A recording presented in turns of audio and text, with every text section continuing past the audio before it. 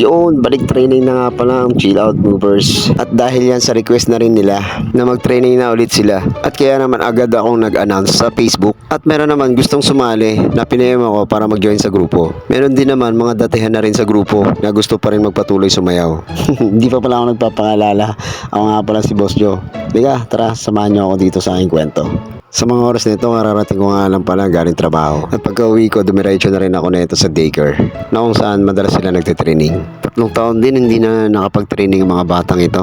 Hinahanap-hanap na nila yung training na nasanayan na nila. Kaya naman hindi ko sila binigo para mag-training ulit. At pagdating ko dito, nagsisimula na sila. Yung ginagawa nila ay yan yung leveling na talaga namang mangangawit ka talaga sa sobrang bigat. Kaya mabigat kasi pag tumagal yan na habang nile-level mo ay talaga namang bumibigat sa pakiramdam mo. Si Basti nga pala nagpapatraining sa mga yan. Si Basti kasi ang team captain ng grupo. At yan naman si Apple dahil late, ayan, tuloy push up tuloy siya.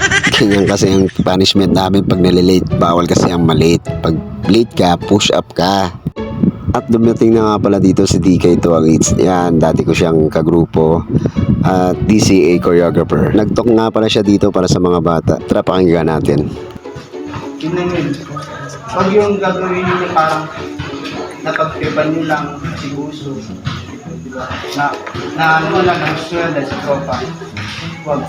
Kasi marami na rin kami, ako naturuan dati na nasan sila mo. Kung kilala nyo yung prep nyo style, may isang member dun na dati hawak namin. Hindi na maayo. Ito ang kilala nyo. At yun na nga, pagkatapos ng talk, ayan, nagpatuloy na sila sa training nila. Ayan pala, may binubuo na naman si Basti na step. Sa training talaga ng pagsasayaw, kailangan talaga ng tiyaga at sipag. Kasi kailangan mong mapatunayan sa sarili mo na kaya mo yung ginagawa mo. Pag tuloy-tuloy lang talaga ang training mo, kahit di ka marunong, matututo ka eh. Meron nga pala sila ditong dance evaluation sa bagong binuo ni Basti na sayaw. Tara, panoorin natin.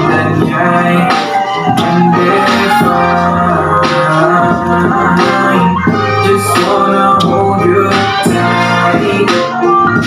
Just be nice. You're so fine. Dahil lang sa'yo, pinay, sobrang fine.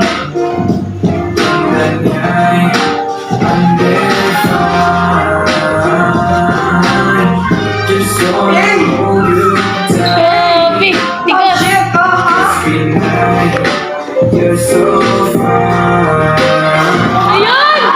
Let's say oh, tonight, sobrang fine. And then I'm fine. Just wanna hold you. Just be nice. You're so fine. Let's say oh, sobrang fine.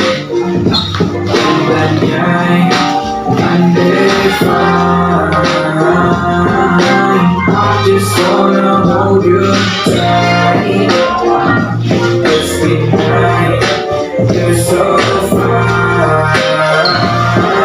Ay lang sa'yo, pinay, sobrang fine. And then undefined. Just wanna hold you tight. Okay, You're so fine. Sobrang fine. And then undefined. Just wanna hold you tight. Just be nice. You're so fine. Don't say oh, nice. Sobrang fine. And then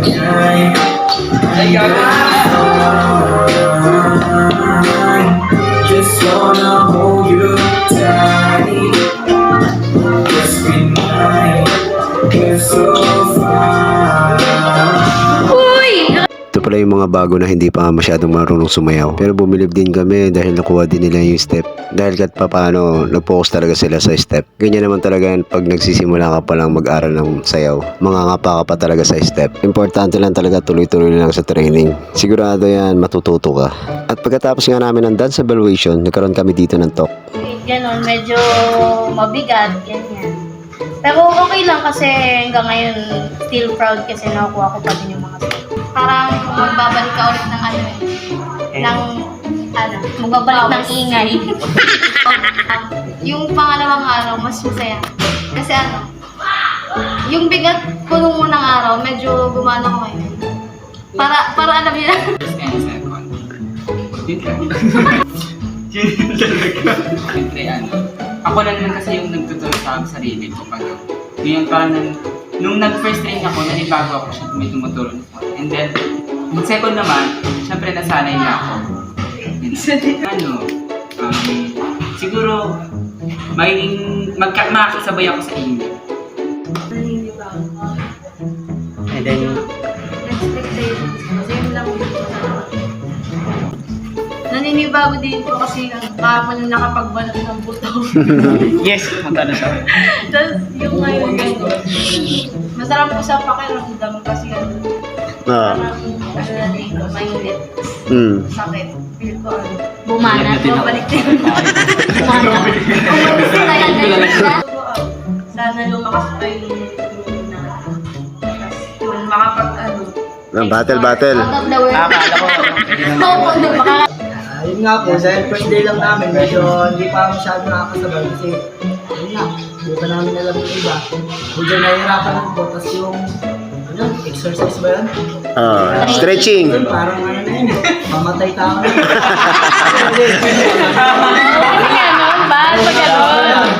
Pang pag-iising pa lang. Sasabay kami. Let's go!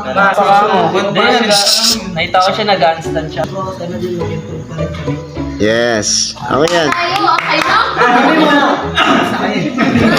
Pagluto, first time ko pong magganto. Medyo nasisadad po yung katawan ko sa mga stretching base sa mga training na. Medyo sumasabay naman kahit pa paano. Yes. Nakita naman namin eh. Talagang nakapokus kayo dun sa gilid eh. Kahit di kaya, is sasabay kami. Gagawin namin yung best namin. Very good. Alright.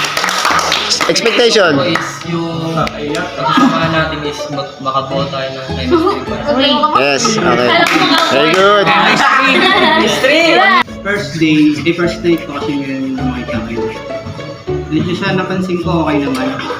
May mga kailangan na i-improve. Tapos, una-una natin i-improve talaga yung personality natin yan eh. Kasi walang kwenta yung sobrang galing mo, pero yung pangit ng personality yung attitude mo. Dapat, pero yun, sa sarili nyo na yun. Kaya nyo mismo yung mag-improve na magbabago na. So ayun, katatapos na nga namin mag-talk at mag-training. Ayan, pauwi na rin kami mga boss. Meron dito magpapakwet eh. Ayan o, ayan si Apple o. Diba? Tingnan nyo naman dito yung isa, ayan o. Ayan o, si RJ o. Tingnan mo, sumisingit talaga sa camera.